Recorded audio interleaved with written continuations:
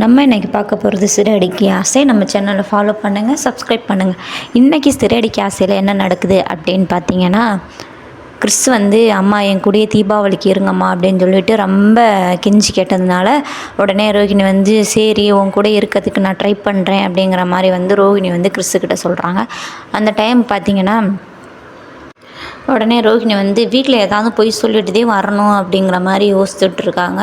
என்ன சொல்கிறேன்னு தெரியலையே அப்படிங்கிற மாதிரி யோசிச்சுட்ருக்காங்க ரோஹிணி. அதுக்கப்புறம் பார்த்திங்கன்னா முத்து வந்து அவரோட ஃப்ரெண்டோட கார் ஸ்டாண்டில் நின்றுட்டுருக்காரு. அந்த டைம் வந்து அருண் வராரு. அருண் வந்து அண்ணே எனக்கு ஒரு ஹெல்ப் பண்ணணும் அப்படிங்கிற மாதிரி வந்து கேட்குறாரு.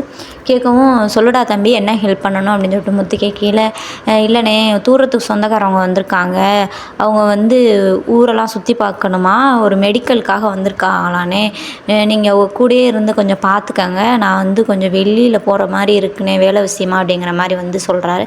சொன்னோன்னா நான் பார்த்துக்கிறேன்டா அப்படிங்கிற மாதிரி வந்து முத்து சொல்கிறாரு. சரிண்ணே நீங்களே 4 நாள் வந்து அவங்களோட இருங்க, எல்லாமே பண்ணிடுங்கண்ணே அப்படிங்கிற மாதிரி சொல்லிட்டேன். சரிடா அப்படின்னு சொல்கிறாரு. அந்த டைம் பார்த்திங்கன்னா ஒரு ஃபோன் வருது. ஒரு ஃபோன் வரையில் ஏன்னா அவங்க செப்பல் தைக்கிற அந்த தாத்தா பாட்டி வந்து மீனாவுக்கு முத்து ரொம்ப க்ளோஸு. அவங்கள பார்த்துட்ருக்கவங்க ஃபோன் பண்ணுறாங்க.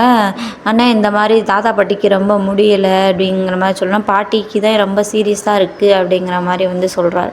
சொன்னோன்னே உங்களையும் மீனா வந்து கூடவே இருக்கணும் அப்படின்னு வந்து பாட்டி நினைக்கிறாங்க அப்படின்னு வந்து சொல்லி முத்துக்கு கால் பண்ணுறாரு. ஐயோ நான் இப்போ தானே பெரிய ஆர்டர் ஒன்று வந்திருக்கு எனக்கு, நான் போகணுமே அப்படின்னு சொல்லிட்டு சொல்கிறாரு. சொன்னோன்னே அப்படியாண்ணே சரி இருங்க நான் மீனாவை அனுப்பி வைக்கிறேன்னு சொல்லிவிட்டு உடனே மீனாவுக்கு ஃபோன் பண்ணி இந்த மாதிரி பாட்டிக்கு முடியலையா, நீ அங்கே போயிரு, நான் சவாரியை முடிச்சுட்டு அங்கே வந்துடுறேன் அப்படிங்கிற மாதிரி வந்து முத்து சொல்கிறாரு. சரிங்க நான் போயிடுறேன் அப்படின்னு சொல்லிட்டு மீனா சொல்கிறாங்க. உனக்கு ஒன்றும் பிரச்சனை இல்லையே, எனக்கு ஒரு பிரச்சனை இல்லைங்க, நான் போயிட்டு வரேன் அப்படின்னு. சரி பார்த்து போயிட்டு வா அப்படின்னு சொல்லிட்டு முத்து சொல்கிறாரு. அதுக்கப்புறம் பார்த்திங்கன்னா ரோஹிணி வந்து கிறிஸை பார்க்க போகிறாங்க. அந்த டைம் வந்து கிறிஸை சொல்கிறாரு, அம்மா டெய்லி வாங்கம்மா அப்படின்னு சொல்லிட்டு கிறிஸு சொல்கிறாரு. உடனே கிறிஸோட பாட்டி வந்து ரோஹிணிகிட்ட நான் உன்ட்ட ஒரு முக்கியமான விஷயம் சொல்லணும் ரோஹிணி அப்படின்னு சொல்லிட்டு சொல்கிறாங்க. சொல்லாமல் என்ன அது விஷயம் சொல்லுங்கள், கிறிஸோட பெரியப்பா பெரியம்மா வந்திருக்காங்களா அப்படின்னு சொல்லையில் வந்திருக்காங்களா, எதுக்கு அவங்க இங்கே வந்திருக்காங்க அப்படின்னு, உன்னையும் கிறிஸையும் பார்க்கணுமா அப்படின்னு சொல்லிட்டு சொல்கிறாங்க. சொன்னோன்னே என்னையும் கிறிஸையும் எதுக்கு அவங்க பார்க்கணும், அவங்க செஞ்சதெல்லாம் போதாதா அப்படிங்கிற மாதிரி வந்து ரோஹிணி வந்து ரொம்ப கோவமாக பேசிகிட்டு இருக்காங்க. பேசிகிட்டு இருக்கும்போது அவங்க தப்பை உணர்ந்து ரொம்ப வருத்தமாக பேசினாங்க. அவங்களுக்கு குழந்தை இல்லையா, ட்ரீட்மெண்ட்டுக்காக வந்திருக்காங்களா அப்படின்னு சொல்லிட்டு வந்து சொல்லிகிட்டு இருக்காங்க.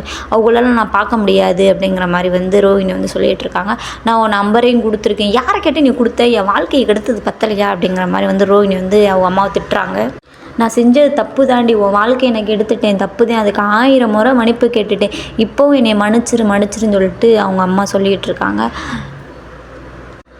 அந்த டைம் பார்த்திங்கன்னா வித்யாவும் அருணும் அந்த சொந்தக்காரவங்க இருக்கிற ரூமுக்கு போகிறாங்க. ரூமுக்கு போயில அந்த டைம் முத்துவும் போகிறாரு. போனோன்னே அவர் சொல்கிறாரு முத்து, எங்கெங்கே போகணுமோ எல்லாமே நான் உங்கள் கூடயே இருக்கேன் அப்படிங்கிற மாதிரி வந்து முத்து சொல்லிகிட்டு இருக்காரு. அந்த டைம் அருண் சொல்கிறேன், ஆமாம் அண்ணே உங்களை எல்லாமே பார்த்துக்கிடுவார், நான் கொஞ்சம் வேலை விஷயமா வெளியில் போக வேண்டியது இருக்குது, உங்களுக்கு எல்லாமே அண்ணன் பாதுகாப்பாக இருக்கார் அப்படிங்கிற மாதிரி சொல்லிட்டு இருக்காரு. அந்த டைம் பார்த்திங்கன்னா அவங்க வந்து வாங்க உங்களுக்கு காப்பி போட்டு தரேன் அப்படிங்கிற மாதிரி சொல்லையில் அவங்க கூட வித்யா உள்ளே போயிடறாங்க. உள்ளே போகையில் அங்கே வந்திருக்கவங்க சொல்கிறாங்க, இங்கே காப்பி மட்டும்தான் போட முடியும், சாப்பாடு எதுவும் செய்ய முடியாது அப்படிங்கிற, நாங்கள் 3 நாள் தான் இருப்போம், அதுக்கப்புறம் நாங்கள் போயிடுவோம் அப்படிங்கிற மாதிரி சொல்கிறாங்க. சொன்னோடனே நான் செஞ்ச பாவம் தான் எனக்கு குழந்தை இல்லாமல் இருக்குது அப்படிங்கிற மாதிரி வந்து ரொம்ப புலம்பி வித்யாக்கிட்ட அழுதுகிட்டு இருக்காங்க. அழுதுகிட்டு இருக்கும்போது என்ன சொல்கிறீங்க, அப்படிலாம் இல்லைக்கா அப்படிங்கிற மாதிரி வித்யா சொல்லல, ஆமாம் 3 மாதமாக இருக்கிற என்னோட கொழுந்து மொண்டாட்டி என்னை வீட்டை விட்டு அனுப்பிச்சிட்டோம், அதனால தான் எனக்கு இந்த பாவம் தான் என்னை சுற்றிட்டு வருது அப்படிங்கிற மாதிரி சொல்கிறாங்க. நீங்களும் சீக்கிரமாக குழந்தை பெற்றுக்கங்க, தள்ளி போட்டுறாதீங்க அப்படிங்கிற மாதிரி வந்து சொல்லிகிட்டு இருக்காங்க. என்னாச்சு அப்படின்னு இந்த பாருங்கன்னு சொல்லிட்டு நம்ம ரோஹிணியோட கல்யாண ஃபோட்டோ இதை தான் காமிக்கிறாங்க. காமிச்சோன்னே வித்யாவுக்கு ஒரே சாக்கு, இவ்வளோ அப்படிங்கிற மாதிரி வந்து சாக்காயிடும். உடனே வெளியில் வந்துடுறாங்க. வந்தோடனே உடனே ரோஹிணி ஃபோன் பண்ணி உன்னை பார்க்கணுங்கிற மாதிரி உடனே ரோஹிணியை பார்க்க வித்யா போயிடுறாங்க. போனோன்னே பார்த்திங்கன்னா என்னடி என்ன விஷயம் அப்படின்னு சொல்லிட்டு வந்து ரோஹிணி கேட்குறாங்க. கேட்கவும் நீ மாட்டுற நேரம் வந்துடுச்சு அப்படிங்கிற மாதிரி வந்து வித்யா சொல்லலை. என்னடி நானே சும்மா டென்ஷனில் இருக்கேன், நீ வேறு குண்டை தூக்கி போட்டுக்கிட்டு இருக்க அப்படிங்கிற மாதிரி வந்து, ஆமாம் நீ மாட்டுற நேரம் வந்துடுச்சு, நான் சொல்கிறத ஃபஸ்ட்டு முழுசாக கேளு, உன்னோட மச்சான் ஒய்ஃபும் மச்சான் வந்திருக்காங்க அப்படிங்கிறனால அது எப்படி உனக்கு தெரியும் அப்படிங்கிற மாதிரி சொல்லையில் எனக்கு தெரியும், ஏன்னா அருணோட தூரத்து சொந்தக்காரவங்களாம், நம்ம 2 சொந்தக்காரவங்களாம், நீ யாரால் மாட்ட போகிறேன்னு தெரியுமா, யாரால் அப்படின்னு சொல்லிட்டு ரோஹிணி கேட்கல. முத்துவால் தான் நீ மாட்ட போகிற அப்படின்னு சொல்லிட்டு வித்யா சொல்லிட்டு இருக்கையில், ஏன்னா அவங்களுக்கு 4 நாள் வண்டி ஓட்ட போகிறதே முத்துதே அப்படின்னு சொல்லிட்டு சொல்லையில் ரோஹிணிக்கு ஒரே ஷாக்கிங்கோட இன்றைக்கி சீரியல் முடிஞ்சிருச்சு. நாளைக்கு என்ன நடக்குது நாளைக்கு பார்க்கலாம்.